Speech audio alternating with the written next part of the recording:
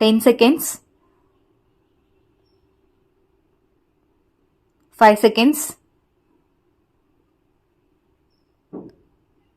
Start. Mr. Speaker Sir, at the outset, I would like to point out that we are thinking in terms of a society in which we will be able to provide at least the basic minimum to every individual in our country. When we want to raise the standard of living of the people, we have to take into consideration the farmers and agricultural laborers. In view of this, the agricultural sector will have to be improved. I think you will agree that we cannot do it unless we put in new life and vigor into it. For this purpose, we should have an economic program which will give new economic strength to this section of people. The question is how we can do it. It is not as if we would be able to bring about this change by a small increase in the production on lands. If we have to produce food like vegetables and milk, we are not going to have a system which would be required to meet the immediate requirements of our people by having a small increase. It is only by a big increase in the productivity of our lands that we will be able to meet our needs. We should produce the food grains required in a small area of land and release the other land for growing vegetables. If there is only a small increase every year, we will continue to be in the same position as we are now. So, we have to see that we are in a position to produce much more than what we are now producing per acre and also limit the area which will be required for the purpose of food grains so that the other areas may be used for other purposes. In this connection, there is another point which we must bear in mind. At present, even our forest area is getting reduced.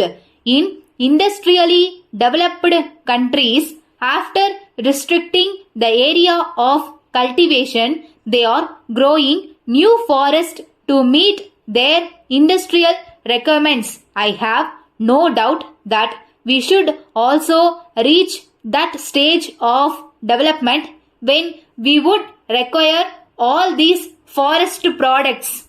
Then I hope you will agree that it is not merely fertilizers and seeds which would help us. In addition to these, we should have water also. Even with regard to water, we have to change our ideas. In the past, our irrigation projects have been on the basis of protective water supply and not water supply for intensive cultivation. That is why we have to develop underground water resources so that where one crop is grown, we may be able to raise two crops, and where two crops are grown, we may be able to raise three crops. That is where we have to give importance to minor irrigation. That is what we are doing now. Wherever it is possible, we are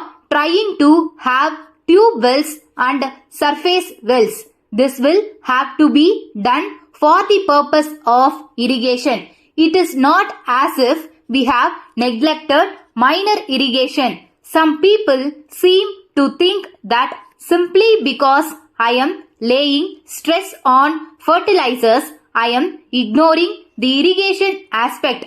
I may tell you that I am more aware of the necessity of water for carrying out this program than anybody else. Without water, we cannot just give the seeds and fertilizers and ask the farmers to produce.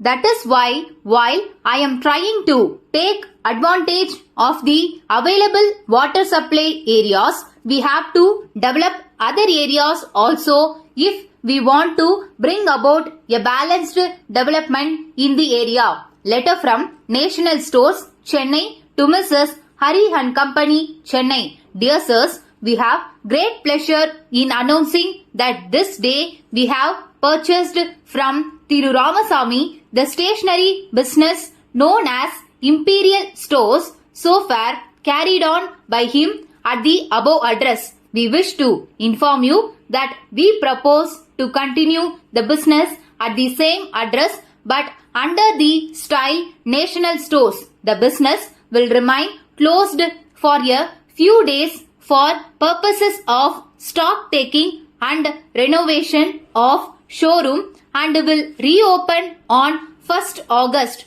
You will be glad to know that sufficient stocks of all kinds of stationery articles will be maintained and the showroom will have an attractive new look. We hope that our customers and patrons will be very much satisfied with the new arrangement. On this occasion, we would like to assure you that there will be no change in the business policy so far followed by Thiru Ramasamy. It will be our earnest effort to give our customers and patrons the same satisfaction and quality of service that they have enjoyed under the previous management. We hope that the business will continue to receive the same support and patronage from you as before, and we assure you of our best attention at all times.